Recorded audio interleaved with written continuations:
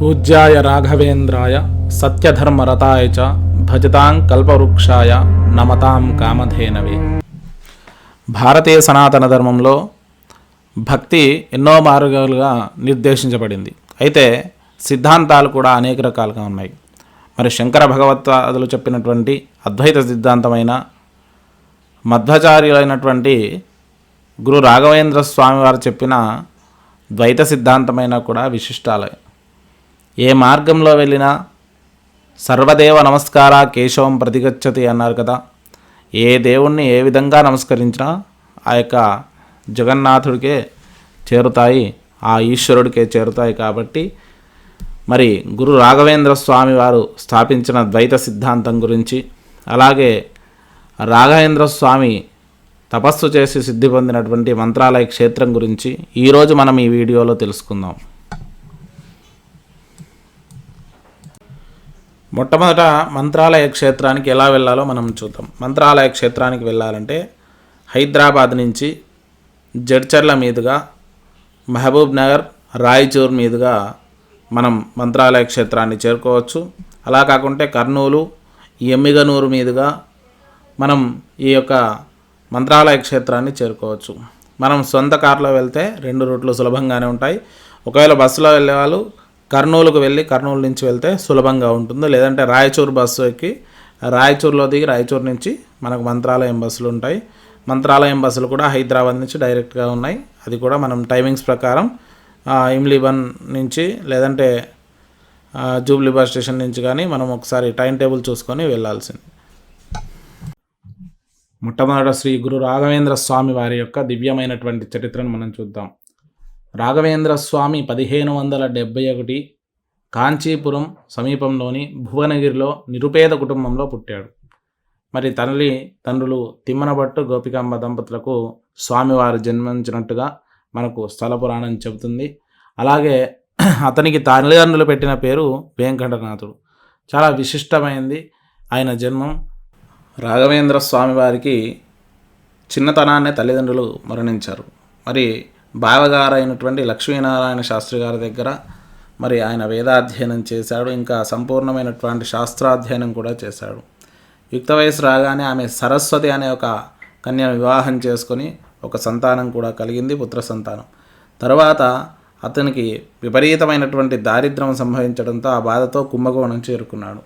మరి ఆ కుంభకోణంలో సుధీంద్ర తీర్థుల వారి దగ్గర ఆయన శిష్యరికం చేసి కొంతకాలం అక్కడ ఉన్నాడు. ఆ సుధీంద్ర తీర్థుల వారు వయోభారంతో తాను స్వామివారి సేవ చేయలేకున్నాను, నా తర్వాత నీవు ఈ యొక్క బాధ్యతను స్వీకరించు అని చెప్పేసి వెంకటనాథుని కోరగా, అప్పుడు వెంకటనాథుడు నా యందు అభిమానంతో నా భార్య నా పిల్లలు ఉన్నారు, మరి వారు నా సేవార్థమై వారికి నేను అందించాల్సినటువంటి సపర్యలు చాలా ఉన్నాయి అని చెప్పేసి దీక్ష తీసుకోవడానికి నిరాకరించి ఇంటికి వెళ్ళాడు. తర్వాత ఆ స్వామివారు స్వప్నంలో సాక్షాత్కరించి మూలరాముడు, నీవు ఆ సన్యాస దీక్ష తీసుకొని నువ్వు కారణజన్ముడివి, లోకాలన్నిటినీ కూడా ఉద్ధరించడానికి వచ్చావని చెప్పేసి ఆయన స్వప్నంలో మూలరాముడు దర్శనమిచ్చాడు. తర్వాత ఆయన గురువుగారి దగ్గరికి వెళ్ళి సన్యాస దీక్ష తీసుకొని తర్వాత అద్భుతమైనటువంటి 40 సంవత్సరాల కఠోర తపస్సును ఆచరించి సన్యాస దీక్షను చేసి మూలరాముణ్ణి అలాగే పంచముఖ హనుమత్ విద్య యందు తపస్సు చేసి ఆ స్వామివారి అనుగ్రహాన్ని పొందాడు.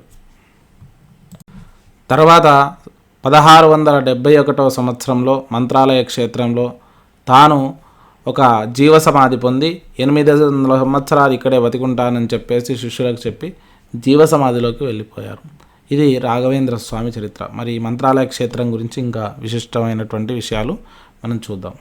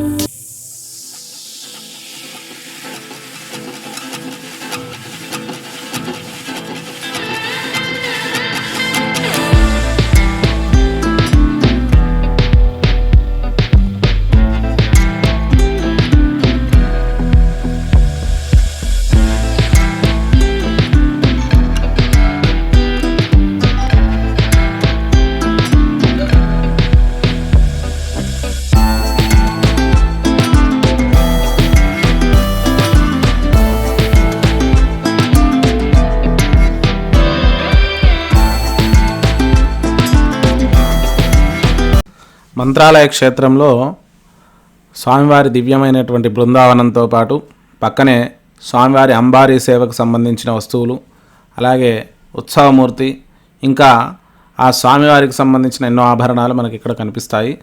వీటిని కూడా తప్పకుండా చూడండి. అలాగే దేవాలయం చుట్టూ మనం ప్రదక్షిణం చేసుకోవడానికి వీలుగా ఉంటుంది.